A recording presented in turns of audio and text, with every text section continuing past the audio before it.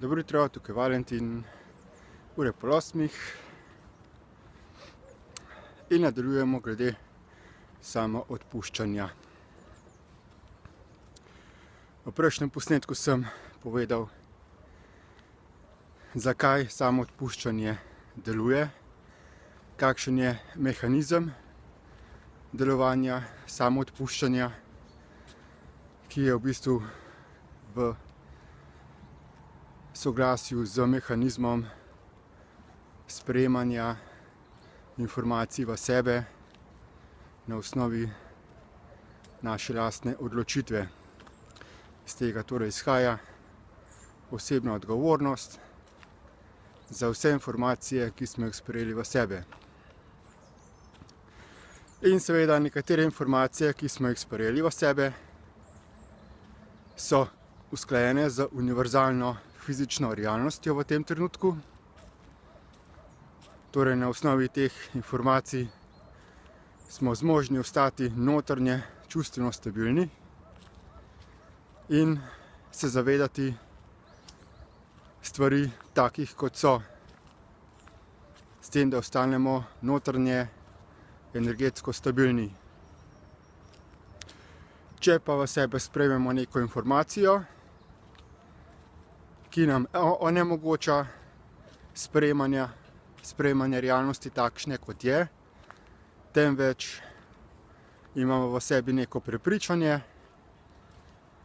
da bi morala biti realnost drugačna, kot je v tem trenutku, potem pa se v nas ustvari konflikt.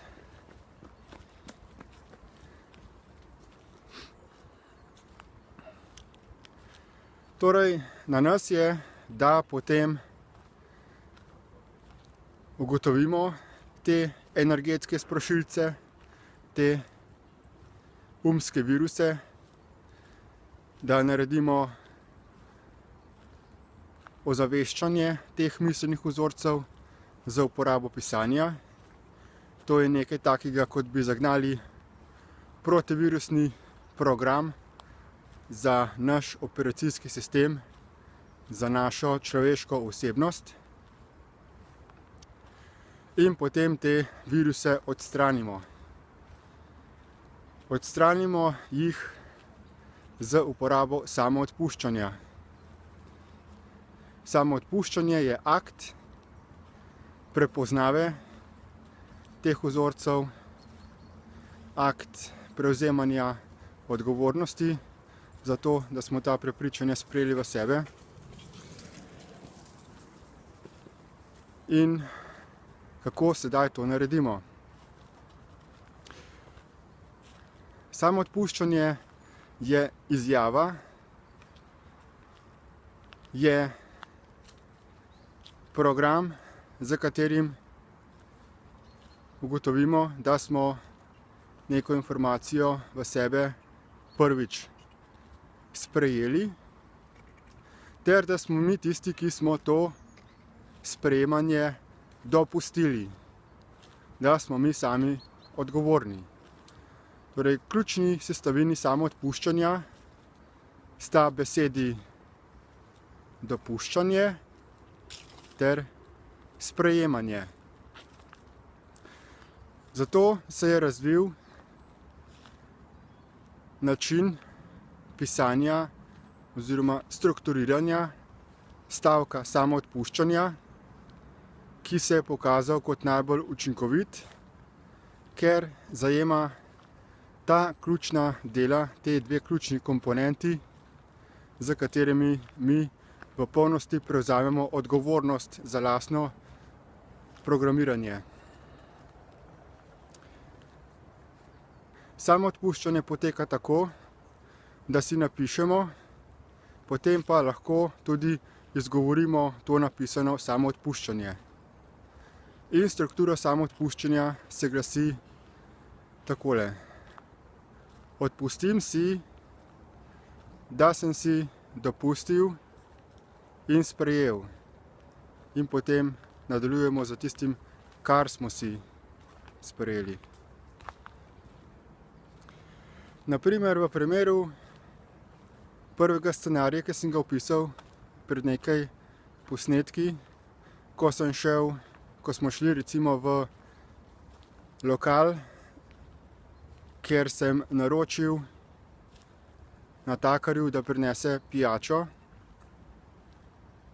in mi je natakar prinesel drugačno pijačo.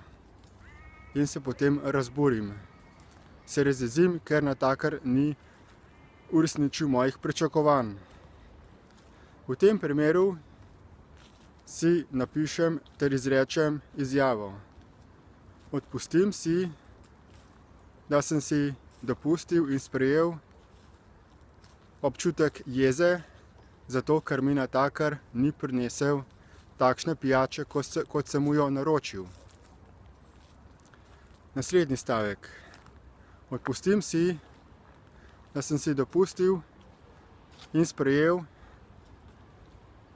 misel v moji glavi, ko sem opazil, da mi je natakar prinesel napačno pijačo, da natakar ne bi smel prinesti napačne pijače. Odpustim si, da sem si dopustil in sprejel prepričanje, da mora natakar vedno prinesti točno tisto pijačo, ki si mi naročil. Odpustim si, da sem sprejel in si dopustil prepričanje, da se ljudje ne smejo nikoli zmotiti. To je recimo nekaj kratkih primerov samoodpuščanja v povezavi z tem scenarijem naročanja pijače v lokalu.